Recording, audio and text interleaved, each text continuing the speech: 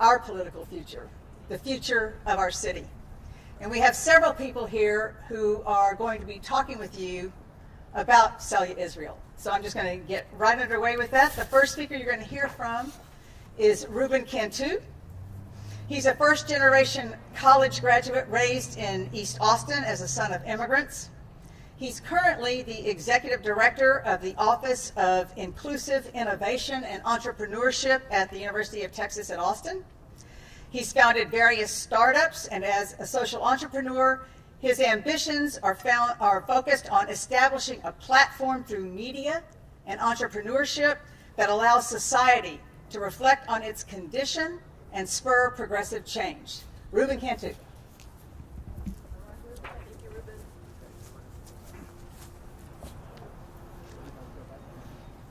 Buenos días. Me llamo Rubén. Soy aquí de East Austin. Aquí vengo hoy. Today I come to you as an East Austinite, not wearing any of my hats, but as an individual who really cares about my community. I'm born and raised here in Austin. All the institutions have made me, from AISD to the University of Texas. And when I look at what made this city so special, it is about committed citizens who stayed dedicated to the cause, the consistency, time over time. I remember seeing Ann Richards do so good for our state. And from that lineage, we get Celia Israel. And today, when we look at what the future looks like, we need someone who's been consistent through time. 2, someone who is focused on transparency, making sure that government is working for everyone. And 3, a focus on the future and innovation. Austin is an innovative city. We are going far places. This is what we call the new Silicon Valley, but at the same time, it's leaving a lot of people out, including people who lived here. How do we make sure that we grow equitably? The vision is how do we make Austin the most equitable city? And this is why I'm supporting Celia Israel in her mayoral campaign and her announcement today to make sure that we can make an Austin that works for every single person. Thank you very much. Thank you, Ruben.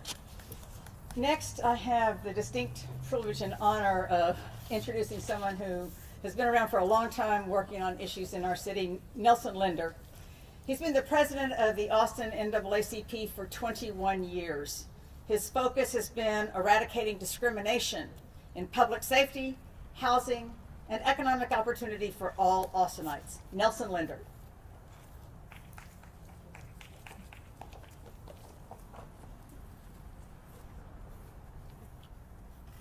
Thank you, Ms. Howard. I'm glad to be here this morning. This is a very important occasion, by the way. I ran to get here from Round Rock, and I made it on time. That's a good thing. This is a very critical time in the city's history and present. One of the greatest cities in the world, I'm told. One of the most popular cities in the world, I'm told. But yet, when you think about the Latino community, the black community, the working class community, LGBTQ community, that's not the case. And I can tell you, we have the resources and the power economically to address all these different communities. Then we'd be the greatest city in the world. If we can address our entire populace here based on race, creed, color, agenda, those things are so normal to do, but we can't seem to do it. Celia Israel passes every exam I've looked at, every one of them. She's experienced, she understands the issues, and I think she's at the right time. So given our current challenges with hate crimes against certain populations, with certain communities that are disappearing, but yet we don't address the issues. She's been there. She hears us. She has a perfect disposition because she knows. I'm excited, as you can see, about her candidacy. I'm proud to say we support her, and I hope that you would join me in making Austin what it needs to be based on its resources, and make sure all of us have equal opportunities in this city to make Austin what it needs to be. Thank you very much.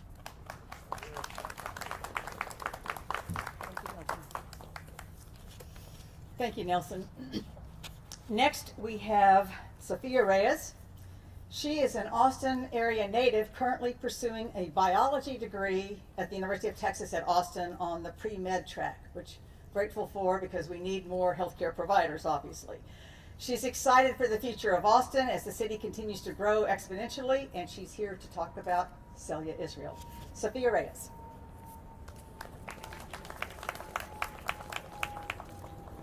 Hi y'all. First and foremost, I would like to thank Celia for giving me the opportunity to speak with everyone today. I would also like to thank her staff and everyone involved for all their help and support. I'm incredibly excited to be a part of this. As a young Mexican-American woman, having a voice and being heard is an imperative trait to have. As the world progresses and evolves, so does our community, our city, and so do our neighbors and our fellow citizens. As a new contributing member to society, I have goals, I have aspirations, I have change I want to see enacted. And yet many times being young is my personal and my generation's downfall. However, by being granted the opportunity to speak today, it allows me and my peers a chance to discuss the issues we see needing to be addressed. As a student at UT, naturally, I have the need to live near campus.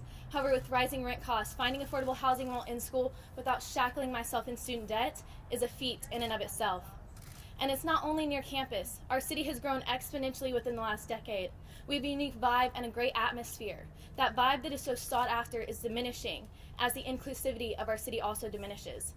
For me and my fellow young citizens looking for permanent housing, the cost is too high. This is a direct reflection of the homeowning crisis facing my generation. The lack of solidified housing leaves us with one option: renting. Austin is a beloved city by me and my peers, and as the upcoming generation, we are the future. And the lack of affordable permanent housing options, it is near impossible to build our lives in the city. However, with Celia leading Austin, I believe this issue will be addressed, and the city will be all the better for it. Furthermore, the safety of the city is concerning to me, especially as a young single female living alone. Austin, Texas has the fastest growing homicide rate in the country, reported by CNN on December 12th of 2021. This is an astounding incline from years past. This increase further reflects the increase of other violent crimes in the Austin area. When I look at Austin, I see a city filled with life, love, and has so much to offer. I see my future. However, I'm constantly reminded of the dangers that also lie within the city. I can say I am not naive enough to be oblivious to the potential dangers I face when grocery shopping or walking home alone from work late at night. This is an issue that needs to be addressed, not only for our current residents, but for our future ones. As the city grows, it is expected crime does as well. However, there are steps that can be taken to decrease potential threats and continue to protect our community and our citizens. In addition, with the COVID-19 crisis the city is facing, a battle we have been facing for well over a year, the recent spikes have shown that the issue is still ever present. Availability to testing and access to healthcare for all of our citizens is imperative and necessary. The unification of the city around the issue is imperative to its resolution, and with proper leadership and action, the city will come out of it better than ever. This is a city I love and excited for the future of. I'm excited for my future, my peers' futures, and the city's overall future, especially with Celia at the helm. I could not be more thrilled about our city's direction. Thank you.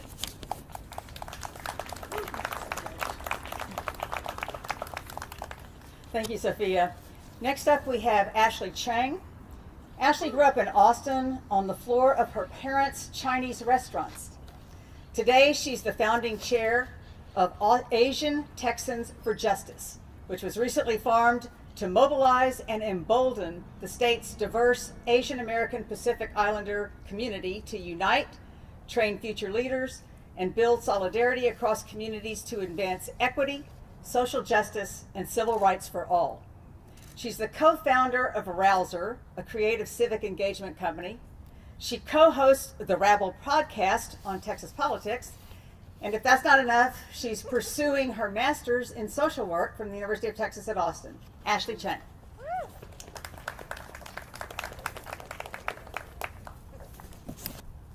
Hi, y'all. I'm Ashley Chang, and I'm a born and raised Austinite as well, and a proud supporter of Celia Israel. My family has owned restaurants in the city for more than 50 years, and when the pandemic first hit, we felt the impact on our health, our livelihood, our community safety in a deeply personal way. And I want elected leaders who have the lived experience, who feel the impact of policy in a deeply personal way as well. And Celia's been a business owner herself. She was a first-generation college student. Her wife is a frontline essential worker. She's someone who listens and leads with humanity. And I remember when the pandemic first hit, watching Celia and her team jumping into action and distributing PPE to constituents, making sure that she did everything she could so that we felt safe, right? That she provided relief during all those times of uncertainty. And then when that frozen hellscape of the winter storm hit us, I watched as they jumped into action yet again. And we have so many challenges ahead of us as a city. And I'm pregnant, so I'm not supposed to be stressing myself out. I'm not going to list them all for you now, but that's exactly why I'm here today supporting Celia Israel, because I feel more relaxed just thinking about someone as talented and pragmatic as Celia leading us as our next mayor. Please help me elect this incredible Latina lesbian so I can raise my future child in peace. We all know that Austin is growing. We've grown by more than 20% in the last decade, the fastest growing in the state. And I'm about to add one more, but part of what makes this city so magical is its diversity and the richness and culture that we all bring through our food, through the arts, our entrepreneurial and community-driven spirit, everything that we're known for as a city. And as we grow, we need to hold on to those values that make this place so special. And I'm proud to have grown up in one of the most innovative and progressive cities in this country. And I want a leader who reflects that progress. And I know that leader is Celia Israel.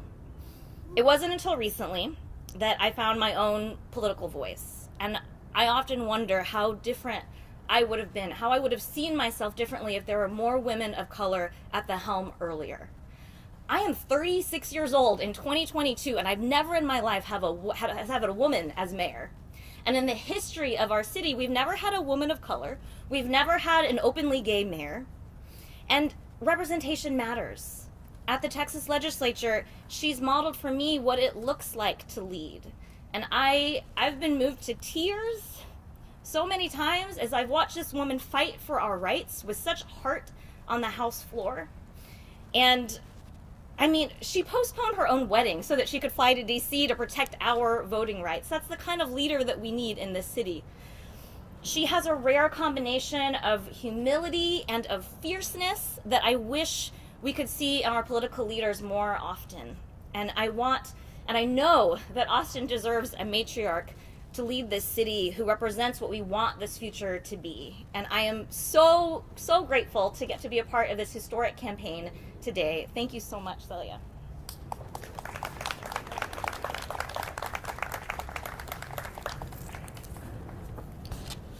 Okay, I get to say a few words myself here. It's hard to follow all those wonderful statements that you just heard. I concur with everything that has been said about my friend, Celia Israel. I've lived in Austin my entire life. My entire life. I've never lived anywhere else. I love Austin. I love it for what it was, but more importantly, I love it for what it can become, the potential we have here.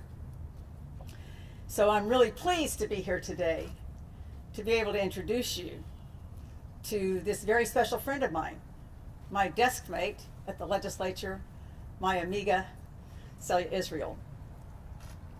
She's an El Paso girl, but she claims Austin as her hometown now for the past 40 years. I think that's long enough, right? She's been here a long time and she has served Austin well. I've been in the legislature for quite a few sessions, but my favorite part of it really has been these last 8 years of being able to sit next to Celia. She's been there since she won a special election in January of 2014. So this is kind of an anniversary of that as we're all here gathered together. I'm trying to come up with the words to describe Celia. You've heard a lot already. She's tough, but she's caring. She's persistent. She's dogged. She's got her mind set and focused on something. She's going to go for it. She's energetic. She's the first person that says, put me up there, put me in there, coach. I'm ready to go. She offers wise counsel. We refer to her at the legislature as the transportation queen because she's the first person we will go to talk to us about what's going on with transportation. And she she ties it all together in such a way that she looks at what the implications are for the community at large, the economic development, how it's going to impact different residents of our community. She pulls all of that together for us.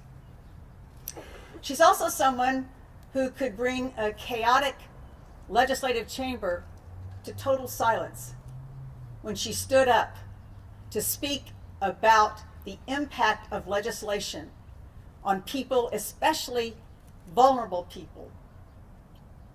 There was not a sound you could hear in the chamber but that of Celia speaking. She commanded that kind of attention. She looked out for the little ones, whether it be children who were being marginalized or people's precious pets. She came up, as you've heard already, under the great Ann Richards. She learned from her.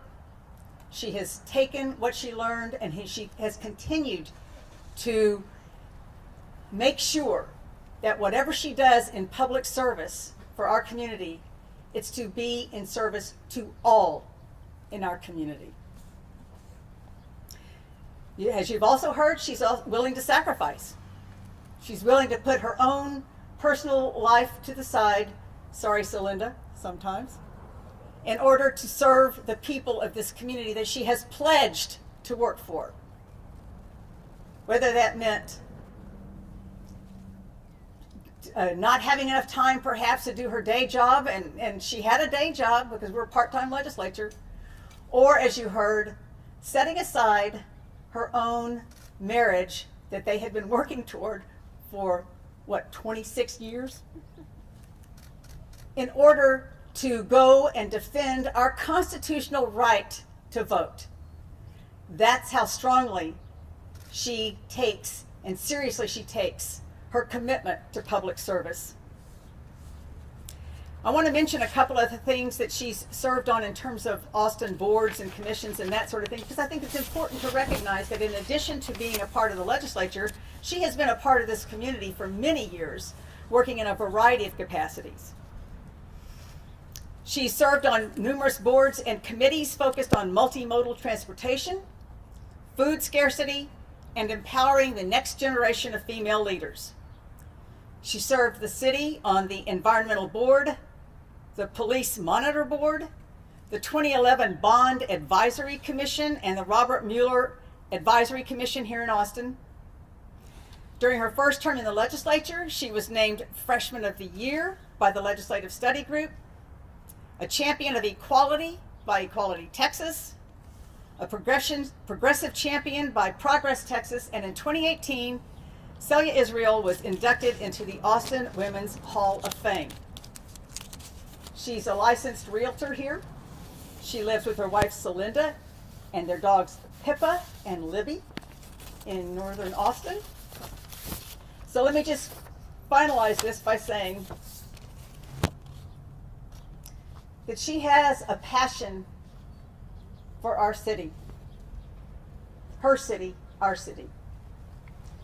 I'm very sad to think about losing my desk mate, my friend, my confidant, my wing woman. But I know that she will bring all the qualities that made her such an excellent legislator to City Hall as the next mayor of Austin for all the people of our great city. So it is my distinct honor to introduce to you Celia Israel.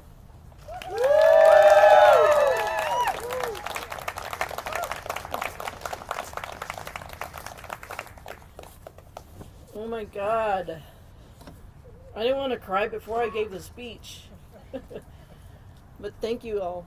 Thank you, my deskmate and my wing woman, the great Donna Howard, Ruben, Sophia, Ashlyn, and Ashley and Nelson. You said, you nailed it. Actually, I never thought of myself as the calming matriarch, but I will accept that that description. That's a good one. And before I get too far into my speech, I need to also thank my partner in life who's been with me for 26 years, and thanks to the Supreme Court and to the Right Honorable Donna Howard, I could call her my wife. Celinda Garza, thank you for helping me through this public journey that I've been on. So I've got a few comments, an announcement, and some thoughts about the city of Austin. I came to Austin in the summer of 1982. I was all of 17 years old. I was scared, I was excited, I was on my own, and I was 550 miles away from my hometown of El Paso, Texas. Far from home, far from friends, far from family. The city of Austin became home. Austin took me in and forged me into what I am today. Austin's population back then was 359,000 people, which is crazy to think about. But you know what you could do on 6th Street? You could watch live Tejano music on 6th Street.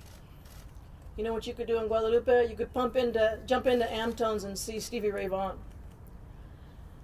You know what you could do at Randall's? You could buy UT football end zone seats for $10. And it was a 15-minute Austin. You could always bank on everything taking you about 15 minutes. Those days are all, of course, long gone. I found an energy in Austin back then and a power in the people who were sharing ideas, raising awareness about good causes, and fighting against injustice. It was this energy that inspired me to join a silver-haired woman with a biting wit, as she declared the Capitol was the people's house. I remember following Ann Richards across the Congress Avenue Bridge with thousands of others. It was a special day for many of us. It was the beginning of my education in the world of public service, where I came to understand how important it is to keep your sense of humor and ensure that government looks like those who are being governed.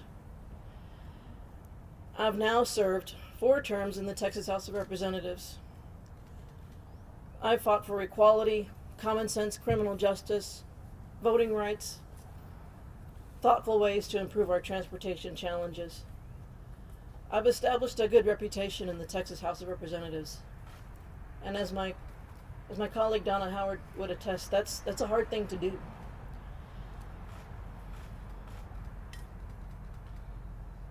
So now it's time to take that record of public service and my Austin experience to another level. I've been exploring this option for several months now, but I believe the time is right to proclaim. Today we are launching the Celia for Austin campaign to serve as the next mayor of this beautiful and great American city.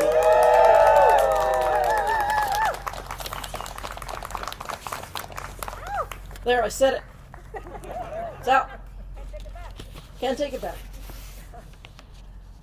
During my exploring and during my time in Austin, I believe there are 3 pillars that I will need to focus on during the campaign and as mayor, and that is number 1, housing and affordability, number 2, public health and public safety, and number 3, transportation and mobility. The first, housing and affordability. My focus is on those women and men who are literally building this city. They are driving this economic engine called Austin, Texas, but they are not benefiting from this economic engine called Austin, Texas. They are teaching our children, policing our streets, shopping for our groceries, floating that drywall like an artist, doing so many jobs that we rely upon. The building cranes and the help wanted ads are an indicator of a strong economy, but we are becoming an elitist city where only the wealthy can afford to live. We can't become a city that attracts billionaires but sends the working class out to Buda and Bastrop. I will support policies that allow for more housing options, that will help families live here, and that will help seniors age in place. As mayor, I pledge to use our prosperity to build a city that leaves no one behind. Every week will be Affordability Week and Housing Week in an Israel administration. Over the last decade, we were a handful of American cities that lost our diversity. For such a progressive city, that's not a value that I think we want to have. We lost our percentage of African American and Latinos. We shouldn't just shrug our shoulders and accept that that's okay. It's an important data point. Losing our diversity is losing our strength. We lose these families and we lose not just our diversity, but we lose our future economic vitality. It is not sustainable for Austin to continue with its economic strength and just accept that it's okay to lose our diversity. The second item would be public health and public safety. Today, our health agencies, like everyone across the world, is dealing and struggling and fighting against a pandemic. That fight is made more difficult because of our political divisiveness. That's not the only issue that we face. We also have people living in Austin who are food insecure, unhoused. Our mental health systems have always been fragile, and now they're stretched to the limit. The safety nets have broken, but our resolve will not break. I pledge to be a mayor, to bring ideas and energy together so that we don't forget the least among us, that still respects our needs to keep our families safe. The main job of government is to keep our families safe. With the new police chief that we have comes higher expectations of our police force as well as of ourselves, and the support that we bring to prevent crime and to take care of those families who are in crisis. We have studied and analyzed with the best of intentions, and then we study and analyze some more. As your mayor, I will bring what unites us on these issues while pledging to make tough decisions to get things done. When it comes to transportation and mobility, we have an opportunity to provide more and safe mobility options through Project Connect. I will be the mayor dedicated to making mass transit a core component of what it's like to live in Austin, Texas. It's long overdue. We must take the public's trust in us and show that we can create a transit system of the first class, that our transit authority and our city can work together for the good of every single one of us. When it comes right down to it, I was raised on a bus in El Paso, Texas. My dad was a truck driver. God rest his soul. He did his best, but he was gone. Mom never got her driver's license. So for me and for Mom, getting on the bus was freedom. It wasn't dependence, it was freedom. We're going shopping, we're going to get things done. It was exciting. When I look around Austin, I still don't see that freedom for everyone in every corner of this city. My concern is for that person who is one blown transmission away from not making it to their job. The linkage between transportation and equity is real, and for some it is harsh. I will not forget them. I'd be remiss if I didn't talk about safety. When I work on safety issues, it's also remembering those who have lost their lives through interaction with a car. I am not anti-road, but I am pro-safety, and I will do everything I can to help make our neighborhoods safer when it comes to how we move around this city. I've seen the personal pain of losing someone. I know we all have. Whether you are on foot or on a bike, you deserve to operate safely as you move through this city. We owe that to one another. These are difficult and involved topics. All perspectives should be heard, all voices valued. It calls for an urgency of purpose that I pledge to bring to this job every day. I believe I can be a mayor for all of Austin. And I've asked you here to Parque Zaragoza because it is a symbol of so much of what I hope to focus on as mayor. Our parks are our treasure. We don't have to sacrifice quality open spaces in order to pursue more and varied housing. It's a park that's in the middle of so much change in historic East Austin. And I thought about this park because it's the park that so many of us have been to over the years to encourage people to vote. There's a bandstand right behind us that has played host to Rubén Ramos, known as El Gato Negro. We've gotten together over barbecue to encourage people to come to this building and come and make their voice heard. As we enter the campaign, I pledge that this campaign will not take any demographic for granted, and we will use the months ahead to build bridges and lines of communication as we ask for your vote. This is the people's campaign. If I've learned anything about myself over the last year, it's that I'm a fighter. I've had to stand up for issues on the House floor that I never thought I would.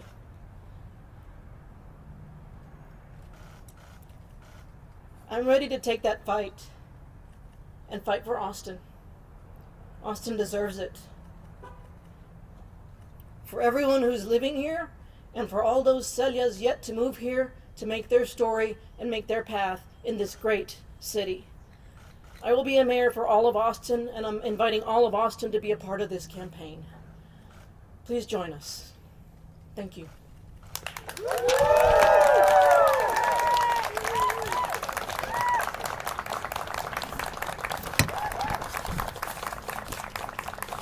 I will ask the media, what questions do you have for me? And if you prefer some one-on-ones, we can make time for that too.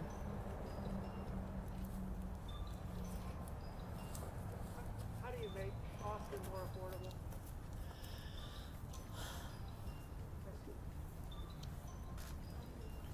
I put a line in my speech tonight about urgency and the fact that every week will be Affordability Week in an Israel administration, because I think we need to understand the human impact to us not being affordable and becoming less affordable. So it takes political will, political resolve, and attention to the fact that we need more varied and diverse housing, and we need it quickly. Can you talk specifically about some housing policy you're interested in? Compatibility rules, parking, different housing types, stuff like that? We have, the city of Austin seems to have found ways to make it more difficult to build new and creative sources for housing. And we have studied and analyzed and studied and analyzed. There are a number of areas in which we can agree, like parking restrictions, like granny flats, like density where density is appropriate. But not every family can either afford an ADU or can get through the bureaucracy that is the city of Austin. There's a lot of frustration, and we get through that not with one mayor who waves a wand, but with an entirety of a city council, with the force of the voting electorate. I hope that this is the year in which the Austin voters will make a statement to the next mayor and council. We need relief, we need help, and we have higher expectations of you.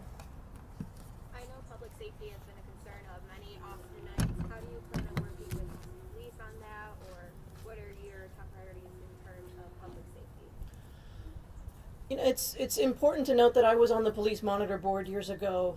I have been thinking about a woman in our past. Those of you who have been here a long time remember Sofia King, who was a mentally ill woman who was killed at a housing complex unjustly. It wasn't her fault. Her family called and she was in crisis. She needed social work, she needed mental health care, she needed help. It was a tragedy that would happen. We haven't evolved enough from that point in time. And I think, again, it calls for leadership and attention, and I believe that that our police force will work collaboratively with the community. It just takes leadership and attention. Thank you. Thank you all very much for being here.